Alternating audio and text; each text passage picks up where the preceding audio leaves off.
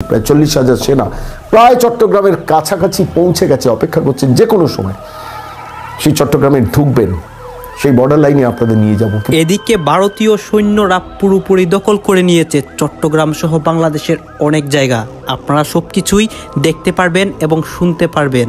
Arakan army Cox's Bazar থেকে 6 জন বাংলাদেশিকে তুলে নিয়ে চলে গেছে।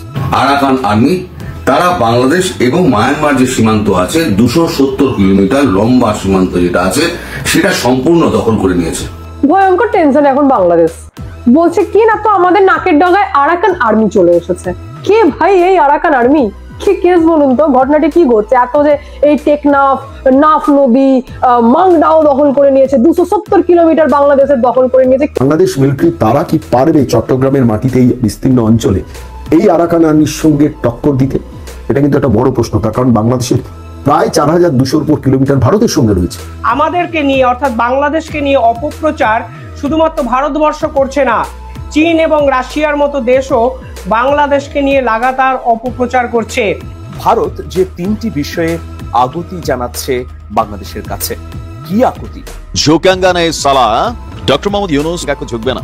গতকালকে থেকে যে আশঙ্কা করা হচ্ছিল যে ইয়া বড় ড্রামের মতন, ছবি দেখছেন, ড্রাম মতো না, মানে এখানে আমার ধারণা এগুলোর হাইট লম্বায় মিনিমাম তো 100-150-200 ফুট হইতে পারে, আর এই যে গোলবেরিটা সেইটা ধরেন উচ্চতায় 8-10 ফুট বা আরো বেশি হইতে পারে, মানে ছবির মধ্যে একজন সৈনিকের অবস্থান থেকে যতটুকু বোঝা যায়। আর এই জিনিসটার নাম হচ্ছে আন্তঃমহাদেশীয় ব্যালিস্টিক ক্ষেপণাস্ত্র দিচ্ছে। আমি যখন নিউজ করছি পুরো ভারত থেকে বেরি দিয়া চিৎকার চলছে, শোরগোল চলছে। এবার ভারত থেকে এক চেংটা নেতা সফল হতে যাচ্ছে ভারতের সকল পরিকল্পনা এবং ষড়যন্ত্র। দর্শক শ্রোতা, ভারত কিন্তু সব সময় চাইতো বাংলাদেশকে দখল করবে, বাংলাদেশের বিশেষ করে চট্টগ্রামটাকে দখল করবে, কারণ তারা যদি চট্টগ্রাম দখল করে তাদের অনেক সুবিধা হবে এবং চট্টগ্রাম দিয়ে অনেক লাভবান হতে পারবে। এখন এইটা আমরা কি দেখতে পাচ্ছি, ভারতীয় আর্মিরা চট্টগ্রামে ঢুকে পড়েছে এবং তারা কিন্তু প্রায় এক প্রকার দখল করে নিয়েছে। আপনারা সম্পূর্ণ ভিডিও দেখবেন ভারতীয় আর্মিরা কিভাবে বাংলাদেশের মধ্যে তাণ্ডব চালাচ্ছে এবং তাদেরকে বাংলাদেশের মানুষ এবং বাংলাদেশের জনগণ কি করে। আপনারা দেখলে অবাক হয়ে যাবেন তাদের সর্বশেষ অবস্থা, অন্যদিকে বাংলাদেশের চট্টগ্রামের অবস্থাটি। আপনারা সম্পূর্ণ ভিডিও দেখবেন। আমার একটা রিকোয়েস্ট হলো আপনাদের কাছে, সম্পূর্ণ ভিডিও দেখবেন, তারপরে আপনাদের মন্তব্য করবেন। এর আগে প্লিজ কেউ বাজে মন্তব্য করবেন না। এই যে দেখুন, সেই চট্টগ্রামে ঢুকবেন, সেই বর্ডার লাইনে আপনাদের নিয়ে যাব। কিন্তু তার আগে আরাকান আর্মি কারা? এরা দীর্ঘদিন ধরে ওই আরাকান ভ্যালির বিস্তীর্ণ অঞ্চলকে দখল করার জন্য লড়াই লড়ছেন। পেছনে কারা আছে সে পরে বলবো। আরাকান আর্মি বেসিক্যালি ওখানকার রোহিঙ্গাদের পিটিয়ে, ওখানকার নাফ নদী আছে, সেই নাফ নদীর জলে প্র্যাকটিক্যালি ভাসিয়ে দিচ্ছেন এবং সেইখানে দাঁড়িয়ে আস্তে আস্তে তারা কিন্তু চট্টগ্রামের দখল নেবে। এমন একটা পরিবেশ বা পরিস্থিতি তৈরি হয়েছে, আন্তর্জাতিকভাবে সেই সংবাদ কিন্তু আমাদের কাছে এসে পৌঁছচ্ছে। এই বেসিক্যালি আরাকান কারা? এরা মায়ানমারের একটা বিদ্রোহী গোষ্ঠী, কিন্তু এরা সরকারি নিয়ন্ত্রণে থাকা সরকারের বিরুদ্ধ গোষ্ঠী এবং এরা রোহিঙ্গা বিরোধী এবং এরা এই মুহূর্তে দাঁড়িয়ে প্রায় 271 কিলোমিটার দখল করে নিয়েছে। ভাবতে পারছেন? চট্টগ্রামের লাগোয়া মাঝখানে নাফ নদী। কোথায় সেই অঞ্চলটা? চলুন একবার একটু দেখে আসি। এই মুহূর্তে আপনাদের নিয়ে এসছি আমরা সেই সীমান্তবর্তী অঞ্চল, যেখানে চট্টগ্রাম এবং মায়ানমারের অঞ্চলটাতে আপনাদের নিয়ে এসছি। আপনারা দেখছেন এখানে নীল অঞ্চলটা, এটা বঙ্গোপসাগর এবং এই বঙ্গোপসাগরের পাশেই যে ফালি জায়গাটা নেমে এসছে চট্টগ্রামের একটি বিস্তীর্ণ অঞ্চল। আর এই চট্টগ্রামের পরেই রয়েছে নাফ নদী, যেটা দেখা যাচ্ছে এখান দিয়ে সরু একটা নীল বর্ডার, সেটা হচ্ছে নাফ নদী। এই নাফ নদী উল্টো দিকেই রয়েছে মায়ানমার। মায়ানমার বলতে পূর্বতন বার্মা যাকে বলতেন, সেই বার্মার নাফ নদীকে চট্টগ্রামের সঙ্গে আলাদা করে রেখেছে। এই নাফ নদীর এপাশটায় রয়েছে আরাকান আর্মিরা। আরাকান আর্মি কারা? এই বার্মার মধ্যে যারা শাসন ব্যবস্থায় রয়েছেন, যে মিলিটারি গোষ্ঠী রয়েছেন, সেই মিলিটারি গোষ্ঠীর বিরুদ্ধ গোষ্ঠী হচ্ছেন এই আরাকান আর্মি। এরা বেসিক্যালি এরা বুদ্ধিস্টদের, এক শ্রেণীর বুদ্ধিস্টদের উপর যে অত্যাচার চলে চট্টগ্রামে তাদের প্রোটেকশন দেওয়ার কাজ করেন এবং অবশ্যই রোহিঙ্গা বিরোধী, মারাত্মকভাবে রোহিঙ্গা বিরোধী। এবং আজকে এই মুহূর্তে দাঁড়িয়ে আমরা যে স্ক্রিনের সামনে আপনাদের নিয়ে এসেছি, সেখানে একদিকে বঙ্গোপসাগর, একদিকে চট্টগ্রাম, মাঝখান দিয়ে বয়ে যাচ্ছে নাফ নদী, আর তারপরে ওপাশে মায়ানমার, পূর্বতন বার্মা হিসেবে যে অঞ্চলটা পরিচিত ছিল। সেইখানে 271 কিলোমিটারের রেঞ্জের পুরো কন্ট্রোলটা নিয়ে নিয়েছে এই মুহূর্তে আরাকান আর্মি। আরাকান আর্মি মনে রাখবেন যে সেখানে ওই মায়ানমারে যারা শাসক গোষ্ঠী রয়েছেন, মানে শাসক মিলিটারি শাসন রয়েছেন, যারা চায়না ব্যাকড একটা মিলিটারি শাসন ওই মায়ানমারে প্রতিষ্ঠিত হয়েছিল 2021 সম্ভবত সেই নির্বাচনে, এবং সেখানে ভারতবর্ষর বিরোধিতা করার জন্য চীন এই মায়ানমারকে বেছে নিয়েছিল, সেখানে মিলিটারি শাসন করিয়েছিল, এবং সেই মিলিটারি শাসন শেষ পর্যন্ত তার বিরুদ্ধে দাঁড়িয়েছে এই আরাকান আর্মি। এই আরাকান আর্মি যারা এখানে এই অঞ্চলটার নেতৃত্ব দিচ্ছেন, তারা বেসিক্যালি সংখ্যা এখন 40,000 প্লাস। ভাবতে পারেন একটা বিদ্রোহী গোষ্ঠী, অর্থাৎ মায়ানমারের যারা মানে শাসন ব্যবস্থায় যে মিলিটারি রয়েছে, যাদের চীন ব্যাকিং করছে, তার বিরুদ্ধে গোষ্ঠী আরাকান আর্মি। সেই আরাকান আর্মির স্ট্রেংথ প্রায় এখন 40,000 প্লাস, এবং তারা 271 কিলোমিটার রেঞ্জটা কন্ট্রোল করছে। এই মুহূর্তে আমি আপনাদের স্ক্রিনে দেখাচ্ছি যে জায়গাটা মাংডো, এই মাংডো এলাকাটা পুরো দখল, এই মাংডো এলাকাটা পুরোটা দখল করে নিয়েছে এই আরাকান আর্মি। এই আরাকান আর্মি আবার যে অ্যাকচুয়ালি খেরোবাদী বৌদ্ধ, মানে বুদ্ধিস্টদের একটা গ্রুপকে বলা হয় খেরোবাদী বৌদ্ধ। এই খেরোবাদী বৌদ্ধরা যারা এই চট্টগ্রাম অঞ্চলটায় আছেন, তাঁদের ওপর বাংলাদেশের এই সংখ্যালঘুদের ওপর চূড়ান্ত নির্যাতন যেটা হয়, সেটা এই আরাকান আর্মি কিন্তু তার বিরোধী, এবং এদের ওপর এই অত্যাচারটা করার ক্ষেত্রে কিন্তু রোহিঙ্গাদের একটা ভূমিকা আছে। ফলত এই দেশে মায়ানমারে যারা রোহিঙ্গা আছে, সেই রোহিঙ্গাদের এতদিন ধরে আরাকান আর্মি তাদের বিরুদ্ধে লড়ছিল, এবং লড়তে লড়তে লড়তে লড়তে সেই রোহিঙ্গাদের এখন একতরফা ধোলাই দেওয়া হচ্ছে। এমনও প্রচুর রিপোর্ট আমাদের দফতরে এসছে, যে রিপোর্টে আমরা দেখেছি যে এই রোহিঙ্গাদের শেষ পর্যন্ত মেরে এই নাফ নদীতে ফেলে দেওয়া হচ্ছে। তাদের নদীতে ঝাঁপিয়েও তারা প্রাণ বাঁচাতে পারছেন না। ভাবতে পারছেন, তারা এই রোহিঙ্গারা এখান থেকে, এই পাশ থেকে, মায়ানমার থেকে বাংলাদেশে চট্টগ্রামে আসছে, এবং চট্টগ্রাম থেকে তারপরে বাংলাদেশ সরকার চেষ্টা করছে এদের ভারতবর্ষে ঢুকিয়ে দেওয়ার জন্য। দিনের পর দিন সেটা হয়েছে। তো সেই পরিস্থিতিতে দাঁড়িয়ে সেই রোহিঙ্গাদের আর মায়ানমার ক্রসও করতে দিচ্ছেন না, ধরছেন, পেটাচ্ছেন, মারছেন, নদীতে ফেলে দিচ্ছেন, তাদের সমস্ত অর্থ সম্পত্তি সব কিছু দখল করে নিচ্ছে। খুব পাওয়ারফুল একটা গোষ্ঠী আরাকান আর্মি। ভাবতে পারছেন 40,000 প্লাস যাদের ফোর্স, তারা এই এন্টায়ার 271 কিলোমিটারে এই বিস্তীর্ণ রেঞ্জটা দখল করে নিয়েছেন। মিলিটারি শাসন যেটা রয়েছে, ওদের চায়না ব্যাক যে মিলিটারি শাসন, যার পেছনে চাইনিজ ব্যাকিং ছিল ভারতের বিরোধিতা করতে গিয়ে, তারা এখন অনেকটা কোণঠাসা। তারা এরকম কোনো জায়গায় তারা তাদের বিস্তৃতি অঞ্চল এখনও রয়েছে, কিন্তু বেসিক জায়গাটা কন্ট্রোল করে নিচ্ছেন আরাকান আর্মিরা। এই আরাকান আর্মিরা এবার কিন্তু ধীরে ধীরে এই পাশে পা বাড়াচ্ছেন এই চট্টগ্রামে। আপনারা যে রিপোর্টটা আমি শুরুতে আপনাদের শুনিয়েছিলাম, যেখানে বাংলাদেশের একটা মিডিয়া সম্প্রচার করেছে, সেখান থেকে 6 জন বাংলাদেশিকে তুলে নিয়ে চলে গেছেন আরাকান আর্মিরা। অর্থাৎ আরাকান আর্মিদের ফোর্সটা এমন একটা জায়গা যেখানে বাংলাদেশ সীমান্তবর্তী যে বিজিডি সম্ভবত একটা গ্রুপ, মানে বিজিএফ, বাংলাদেশ গার্ড ফোর্স যারা, তারা পর্যন্ত আর শেষ পর্যন্ত তাদের সঙ্গে পেরে উঠছে না। ঠিক এই পরিস্থিতিতে দাঁড়িয়ে আমি দুটো স্পেসিফিক তথ্য আপনাদের কাছে এখানে দেবো। যে এখানে দেখুন, এপাশে মাংডো, এপাশে যে টেকনাফ, এই টেকনাফটা হচ্ছে চট্টগ্রামের মধ্যে। এই টেকনাফ যে জায়গাটা দেখছেন, এটা কিন্তু চট্টগ্রামের মধ্যে। এদের আরাকান আর্মিদের যারা মূলত মাংডোতে বিচরণ করছেন এবং এই 271 কিলোমিটার রেঞ্জটা কন্ট্রোলে নিয়ে নিয়েছেন, তারা ধীরে ধীরে এই টেকনাফে ঢোকার চেষ্টা করছেন, এবং এই টেকনাফটা তাদের নজরে আছে। কেন, টেকনাফ থেকে কক্সবাজার হচ্ছে মাত্র 2.5 ঘন্টার পথ।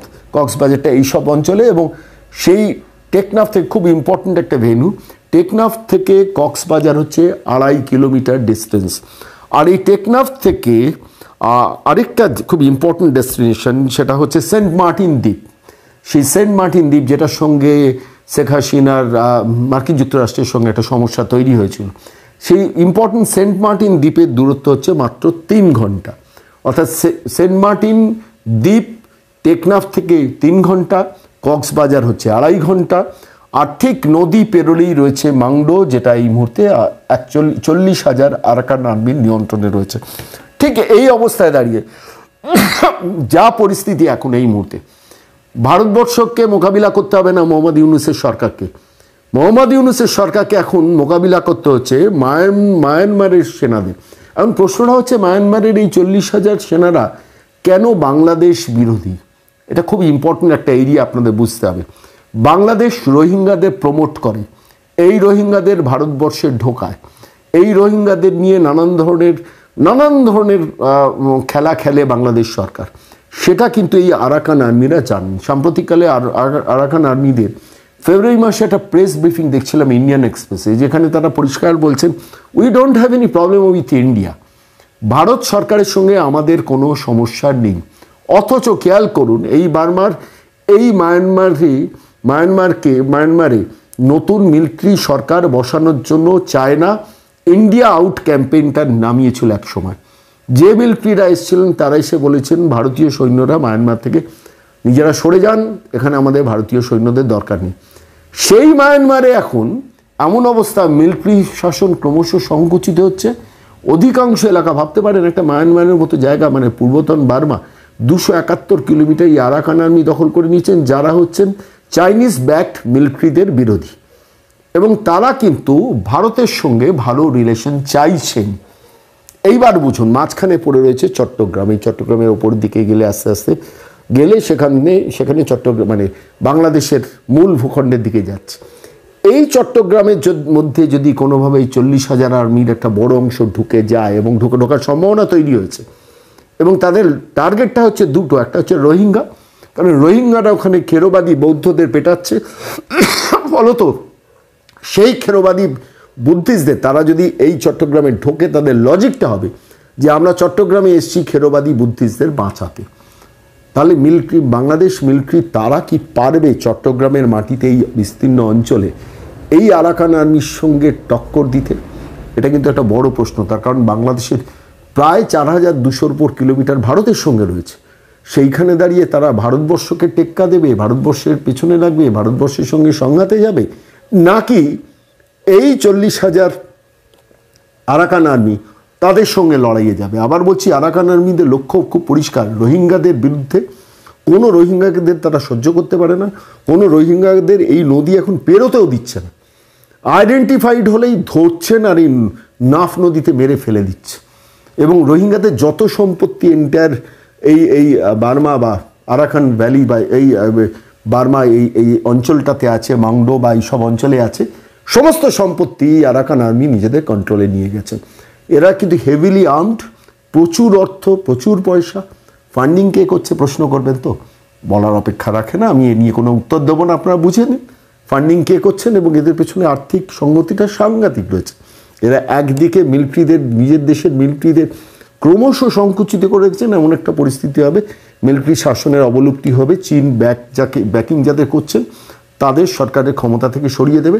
আর অন্যদিকে এন্টায়ার অঞ্চলকে নিয়ে, এখান থেকে একটা অঞ্চল আছে, এরা একটু বৃহত্তর অঙ্ক, সেটা আমি অন্যদিন আপনাদের কাছে ব্যাখ্যা করব, যেখানে আস্তে আস্তে ওখানে কুকি হিলস যেটা আছে, এই সব অঞ্চলে নাগাল্যান্ড আছে, তারা অনেক দিন ধরে একটা স্বাধীনতা চাইছেন, এবং সেইখানে একটা আলাদা স্বাধীনতার ব্যবস্থা করে দিয়ে এন্টায়ার মায়ানমারটাকে তারা নিয়ন্ত্রণে নিয়ে নেবে এই আরাকান আর্মি, যাদের শত্রু কিন্তু বাংলাদেশ। তার কারণ বাংলাদেশ ব্যাকিং করছেন একদিকে রোহিঙ্গাদের, এবং বাংলাদেশ বিরোধিতা করছেন, বাংলাদেশ নির্যাতন করছেন খেরোবাদী বুদ্ধিস্টরা চট্টগ্রামে প্রচণ্ড অত্যাচারিত। আর এই আরাকান আর্মির মধ্যে খেরোবাদী বুদ্ধিস্টদের সংখ্যাটা প্রচুর, ফলত তারা বুদ্ধিস্টদের পাশে দাঁড়ানোর লজিক দিয়ে কিন্তু যে কোনো সময় চট্টগ্রামে ঢুকে যেতে পারে।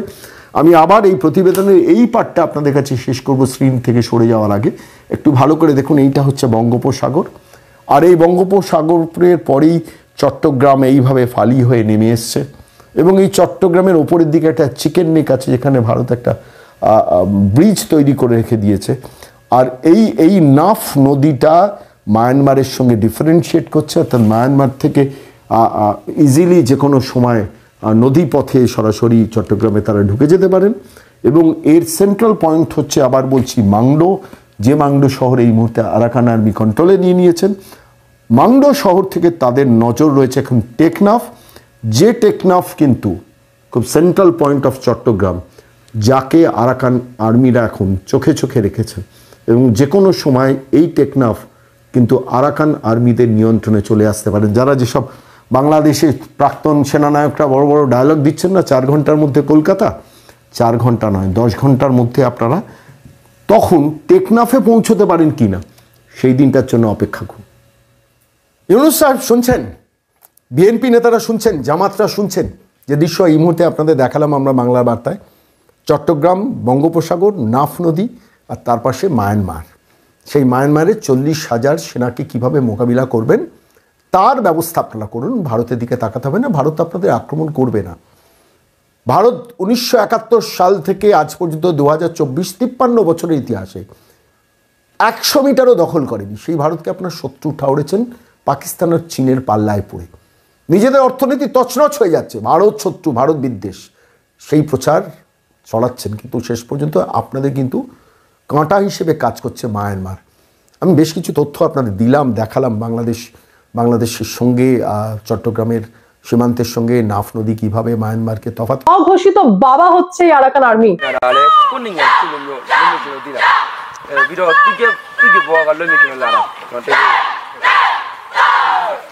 যা নক করছে বাংলাদেশের টেকনাফ শহর। বলছে বেটা তোমরা রোহিঙ্গিয়াদেরকে রেখেছিল তো, যে রোহিঙ্গিয়া ধীরে ধীরে এখন জঙ্গি সংগঠন তৈরি হচ্ছে এবং জেহাদিদেরকে উৎপন্ন করে মায়ানমার পাঠাচ্ছিল আরাকান আর্মিকে মারতে। এবার চলে এসেছে আমি বাংলাদেশে ঢুকে মারবো। এই খবরের অতি অবশ্যই ডিটেলসে যাব। তার পাশাপাশি এস জয়শঙ্করের কূটনীতি এবং রাজনাথ সিং এর হঠাৎ করে রাশিয়াতে যাওয়া, যেখানে বলা যে 2 ইউনিট ইমিডিয়েটলি আমাকে S-400 মিসাইল দিতেই হবে, যা একসাথে 100 থেকে 300 টার্গেট সেট করতে পারে।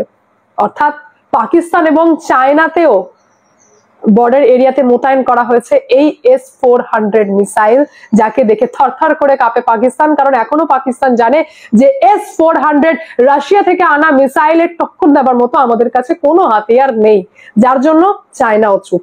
এইবার 2 ইউনিট S-400 মিসাইল মোতায়েন করা হচ্ছে বাংলাদেশ বর্ডারে। সমস্ত খবরের ডিটেলে যাওয়ার আগে নমস্কার, আমি অদ্বিতীয়া রয়। আজকে আবার চলে এসেছি আমার ছোট্ট ইউটিউব চ্যানেলের সঙ্গে অদ্বিতীয়ায়। আপনাদের সকলকে প্রণাম ও ভালোবাসা জানিয়ে আজকের প্রতিবেদন আমি এখান থেকে শুরু করছি। প্রথমেই আমরা জেনে নেব যে কি ঘটনাটি ঘটলো। হঠাৎ করে আমরা রবিবার দিনের পর অর্থাৎ সোমবার সকাল থেকে খবর পেতে লাগলাম। ঘটনাটি ঘটলো রবিবার দিন, যে আরাকান আর্মি দখল করে নিয়েছে বাংলাদেশ সীমান্তের 270 কিলোমিটার এরিয়া। তবে বাংলাদেশ ভারত কি দখল করতে আসবে, তাদের পেছন থেকে তো আরাকান আর্মি বাংলাদেশ দখল করার জন্য টেকনাফ শহরের ভেতর দিয়ে ঢুকতে শুরু করেছে, যার নজর কি চট্টগ্রামে পড়তে পারে। এরকম বিভিন্ন খবর আমরা জানতে পারলাম, বিভিন্ন রকম বিশ্লেষণ জানতে পারলাম। আজকে একটু ডিটেলস আমি জেনে নেব যে ঘটনাটি ঘটেছিল যে রবিবার দিন হঠাৎ করে আরাকান আর্মির দিক থেকে অ্যানাউন্স করা হয় যে দীর্ঘ 6 মাসের যুদ্ধ আমাদের শেষ হয়েছে, যেখানে মায়ানমারের 50% এরিয়া মায়ানমার আর্মির হাত ছাড়া, যেখানে মাংডাও সহ 11টি অঞ্চল এই আরাকান আর্মির দখলে, এবং আমরা এবার নাফ নদীও নিজের দখলে এনেছি, যেখানে অ্যানাউন্স করা হয়েছে যে নাফ নদীতে এখন বেটা কেউ নেব না। বাংলাদেশের বিজিবির দিক থেকে অ্যানাউন্স করা হয়ে গেছে নাফ নদীতে এখন কেউ নেব না, কারণ মাহল খারাপ আছে।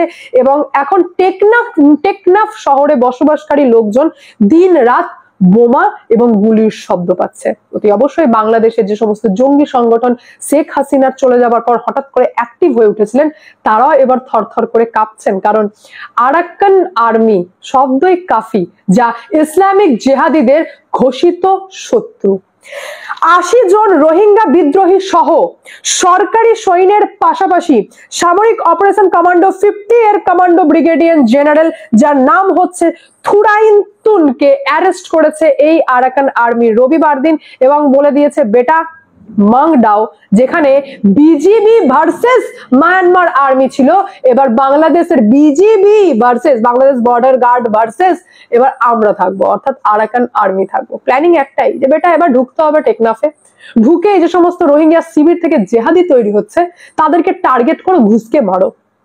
ঠিক ঘটনাটি ঘটছে ইসরায়েল যেমন দেখাচ্ছে যে আমি ইরানকে মারতে চাই না, ওরম কিছু ব্যাপার নাই, আমি গাজা পাট্টিতে অ্যাটাক করছি, এই কারণেই করছি কারণ সেখানে জঙ্গি সংগঠন রয়েছে, আমার দেখার দরকার নেই। ইসরায়েল বলে দিয়েছে আমার দেখার দরকার নেই সেই জঙ্গি সংগঠনকে হসপিটালে থাকতে দিচ্ছে কিনা, সেই জঙ্গি সংগঠনকে স্কুলে থাকতে দিচ্ছে কিনা, আমি জঙ্গি সংগঠন দেখবো আর মারবো। এই সেম থিওরি হচ্ছে আরাকান আর্মির, যে জঙ্গি সংগঠন দেখো আর মারো, যার জন্য ইসলামিক জিহাদিদের ঘোষিত শত্রু হচ্ছে এই আরাকান আর্মি। এবার আপনারা বলতে পারেন মায়ানমারের হিস্ট্রি, মায়ানমারের যদি আমরা পলিটিক্স দেখি তাহলে সেটাও একটা আলাদা পলিটিক্স, যার ভিতরে এখন আমি ঢুকবো না, কারণ পুরো ঘোলাটে পলিটিক্স হয়ে আছে সেখানে।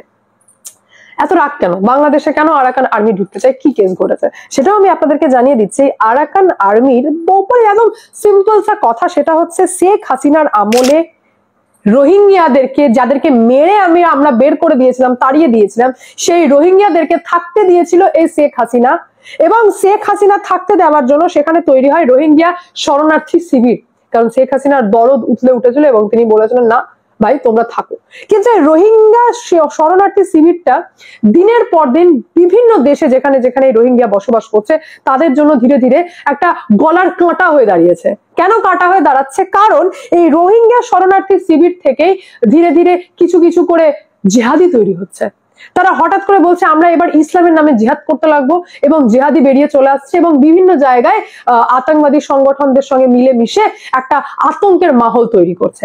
আরাকান আর্মিদের চোখে লেগেছে এই টেকনাফ শহর এই কারণেই, কারণ টেকনাফে যে শরণার্থী শিবির আছে, টেকনাফ দিয়ে ঢুকেছে এই রোহিঙ্গিয়া লোকজন যাদেরকে তাড়িয়েছে আরাকান আর্মি, তারা এই নাফ নদী হয়ে বাংলাদেশের টেকনাফে নিজেদের পজিশন নিয়েছে এবং সেখান থেকে বিভিন্ন বাংলাদেশের এরিয়াতে ছড়িয়েছে। সেটা কক্সবাজার হতে পারে, সেটা উকিয়া হতে পারে, বিভিন্ন রকম বাংলাদেশের এরিয়াতে ধীরে ধীরে ছড়িয়ে গেছে এবং সেখান থেকে এবার তারা জঙ্গি সংগঠন ধীরে ধীরে এগিয়ে আসে, এক একটা করে জেহাদি তৈরি হয়, মায়ানমারে চলে যায়, আবার সেই নাফ নদী পেরিয়ে এবং বলে আমরা জেহাদি হয়ে গিয়েছি, এবার আমরা মারবো। এটাকে তো বন্ধ করতে হবে। আরাকান আর্মি সেই জন্য দেখে নিয়েছে যে বেটা এবার এদেরকে বন্ধ করার জন্য একটাই অপশন আছে যে এই টেকনাফে ঢোকো আর তাদেরকে মারো, যার জন্য থরথর করে কাঁপছে টেকনাফের প্রত্যেকটা লোকজন। এবং রোহিঙ্গিয়া আপনারা টোটাল যদি দেখে থাকেন তো বাংলাদেশে 12 লক্ষের বেশি রোহিঙ্গিয়া সেখানে বসবাস করছে। আবার ঘটনা ঘটেছে যে এই রোহিঙ্গিয়ারা এবার ধীরে ধীরে যখন এরা জিহাদি হয়ে যায়, যখন এরা আতঙ্কবাদী হয়ে যায়, তখন বাংলাদেশের যে সমস্ত জঙ্গি সংগঠন রয়েছে তাদের সঙ্গে তারা অ্যাক্টিভ হয়ে কাজ করতে লেগেছে। যে শেখ হাসিনা রোহিঙ্গিয়াদেরকে বসতে দিয়েছিল, সেই শেখ হাসিনাকেই উৎখাত করতে বিভিন্ন ইসলামিক যে সমস্ত জিহাদি সংগঠন রয়েছে, টেরর সংগঠন রয়েছে, তাদের সঙ্গে এই রোহিঙ্গিয়ারা মিশে গিয়ে বলছে এইবার আমরা জিহাদি হয়ে গেলাম, আমরা জিহাদ করতে লাগবো।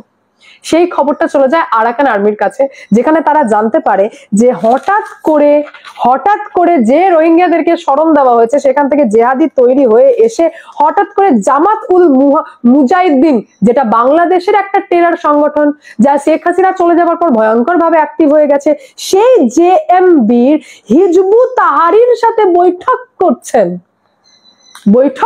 কিসের জন্য? বৈঠকের মাধ্যমে তারা এআরএসএ অর্থাৎ মায়ানমারের, এটা আবার চলে যান মায়ানমারে, এআরএসএ যা হচ্ছে আরাকান রোহিঙ্গা সালভেশন আর্মি, তাদের গতিবিধি হঠাৎ করে বৃদ্ধি পেয়ে গেল, তারা হঠাৎ করে অ্যাক্টিভ হয়ে যাচ্ছে। কি না তো সিম্পল ভাষায় বলতে পারেন যে বাংলাদেশের শরণার্থী শিবিরে বসে তারা হাওয়া দিচ্ছে মায়ানমারে এবং মায়ানমারের মাহলটাকে আরো উত্তপ্ত করছে এবং জঙ্গি সংগঠন চালাচ্ছে বাংলাদেশে বসে, যেটা আরাকান আর্মি একদম মেনে নেবে না। আমি জানি না যে ভারতের কোনো কূটনীতি আছে কিনা, এই আরাকান আর্মিকে পেছন থেকে ফান্ডিং করা হচ্ছে কিনা, কারণ সিম্পল সা থিওরি আছে ভাই।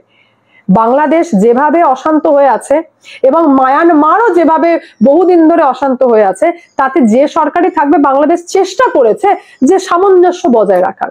যেখানে এবার মায়ানমারে কিন্তু জুন্টা আর্মির মানে পাল্টে যেতে পারে, উল্টে যেতে পারে, এটা কিন্তু ভারত খুব ভালোই বুঝতে পারছে যে এবার 50% যখন হাতছাড়া হয়ে গেছে জুন্টা আর্মির মায়ানমারে, যেটা এখন বর্তমানে নিজেদের বর্ডার সিকিউরিটি বাদ দিয়ে হঠাৎ করে আর্মিরা হয়ে যায় না যে আমরা সত্তায় বসে পড়বো, আমরা রাজা হয়ে যাবো, সেরকম জুন্টা আর্মিও এখন মায়ানমারে রাজত্ব করছে, তাদের 50% হাতছাড়া হয়ে গেছে, আরাকান আর্মি দখল করে নিয়েছে। মায়ানমারে যদি এবার আরাকান আর্মি সর্বসর্বা হয়ে যায় তাতে ভারতের কোনো সমস্যা নেই। আর তার পাশাপাশি আমি আপনাদেরকে এটাও জানিয়ে দিই যে এই যে আরাকান আর্মি আছে, এদের অনেক সময় হয় না যে আমরা ধর্ম জানতে চাই, কি ধর্ম ভাই, কি ধর্ম থেকে এসছে, তো আরাকান আর্মিরা হচ্ছে বৌদ্ধ ধর্মের লোকজন, বৌদ্ধ ধর্মকে মানে তারা। এবং এক কথায় আপনারা বলতে পারেন যে এই যে মায়ানমারে একটা আর্মিদের দখল আর ডেমোক্রেটিক অর্থাৎ গণতন্ত্রের দখলের মধ্যে একটা ঝামেলার মধ্যে, গণতন্ত্রের দিক থেকে যখন মানুষজন হাতিয়ার তুলে নিয়েছে এবং তাদেরকে ট্রেন্ড করা হয়েছে চায়নার সীমান্ত এরিয়া কোচিন রাজ্যে, এবং তারা সেখান থেকে নিজেদের উৎপত্তি করেছে 2009 সালে, আরাকান আর্মি নাম নিয়ে উভরে এসেছে সবার সামনে, যেখানে তাদের একটাই টার্গেট, সেটা হচ্ছে মায়ানমারের জুন্টা আর্মিকে আমি খেদাবো এবং মায়ানমারের জুন্টা আর্মি নিজের শক্তিকে বজায় রাখার জন্য, টিকে থাকার জন্য কাজে লাগাতে লেগেছিল রোহিঙ্গিয়া আর্মিকে অর্থাৎ এআরএসএ কে, তাদেরকে ফান্ডিং করতো, যেটা আরাকান আর্মি জেনে গেল। তাহলে আরাকান আর্মি ডিরেক্ট শত্রু হয়ে গেল এআরএস এ, রোহিঙ্গা আর্মিও।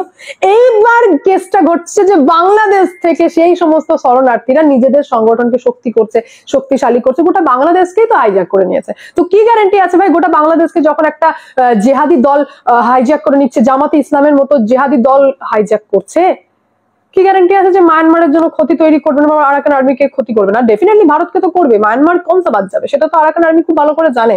সেই কারণে পেছন থেকে এবার আরাকান আর্মি অ্যাটাক করেছে বাংলাদেশে। আমরা জানি না যে ভারত সরকার, এস জয়শঙ্কর এখানে কোনো কূটনীতি আছে কিনা, ভারত আরাকান আর্মিকে কোনো ফান্ডিং করছে কিনা, কারণ যা মে মাস থেকে যে যুদ্ধ স্টার্ট হয়েছে, সেই যুদ্ধ হঠাৎ করে রাতারাতি মাংডাও হঠাৎ করে দখল হয়ে গেল, কিছু ফান্ডিং আছে কিনা আমার জানা নেই। কিন্তু এটা ভারতের কোনো সমস্যা নেই। আরাকান আর্মি যদি বাংলাদেশে ঢুকে ইসলামিক জেহাদি জঙ্গি সংগঠনকে মারে, তাহলে ভারতের কোনো সমস্যা, ভারত তো চায় মারো ভাই, জেহাদিদেরকে মারো, কারণ সেটাও আমাদের গলার ক্যান্সার হয়ে দাঁড়িয়েছে, আমাদের গলার কাঁটা হয়ে দাঁড়িয়েছে, ভারত তো সেটাই চায়। ভারতের তাহলে কোনো সমস্যা নেই। কূটনীতি হচ্ছে এখানে এটাই যে আরাকান আর্মি এইবার টার্গেট নিয়েছে বাংলাদেশের চুনচুনকে, যে সমস্ত রোহিঙ্গা জেহাদিরা বসে রয়েছে তাদেরকে চুনচুনকে আনবো সামনে এবং এক একটাকে শেষ করব। আরে ভাই, সব থেকে মানে আমি তো অদ্ভুত একটা মিল দেখতে পেলাম। এই সেম আমি কভার করলাম 10 তারিখে, 10 ডিসেম্বর একটা রিপোর্টিং এ, যেখানে আমি জানতে পারলাম যে ভারত থেকেও সেম একটা অ্যাকশন নেওয়া হয়েছে। যে সমস্ত এরিয়াতে রোহিঙ্গা শরণার্থী হিসেবে রয়েছে, সেই সমস্ত এরিয়াকে ভারত সরকারও কিন্তু আইডেন্টিফাই করতে বলছে এবং স্টার্টিং হয়েছে দিল্লি থেকে। আমি বলেছিলাম আপনাদেরকে যে দিল্লিতে শুধুমাত্র এই অ্যাকশনটা থেমে থাকবে না, বিভিন্ন রাজ্যে ছড়াবে। আমি তো পরে এটাও জানতে পারলাম যে জম্মু কাশ্মীরে এই সার্চ অপারেশন স্টার্ট হয়েছে, যেখানে কারেন্ট এবং জল কেটে দেওয়া হয়েছিল রোহিঙ্গা শরণার্থীদের।